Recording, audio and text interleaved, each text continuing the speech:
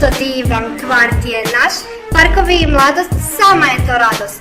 Otkud daju ime, netko možda zna, otkud daju ime, to želim znati ja. Brojalice, pitalice, pjesmice, sve su to malešnice. Knjige ulaze u naše snove, a čitanje nas nešto svako malo zove. Sa polica nam šapuću, priče razne nameću, ljudi manje skidajte, a više čitajte. Čitajući knjige mašta se razvija, a u glavi to sama je čarolija. Knjige su raskoš našega života, svaka reč je utešna, svaka je dobra. Lete slova sada lijevo desno, na malešnici nikad nije tjesno. IBM, Ivana Brlić Mažuranić.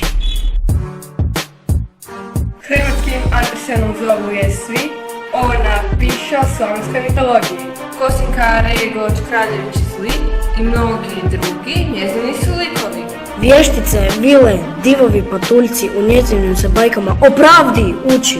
Knjige zelene, žute i šarene, one velike, male i pametne. Svaki dan uz nove teme knjige bit će uvijek uz mene. Svaki dan uz nove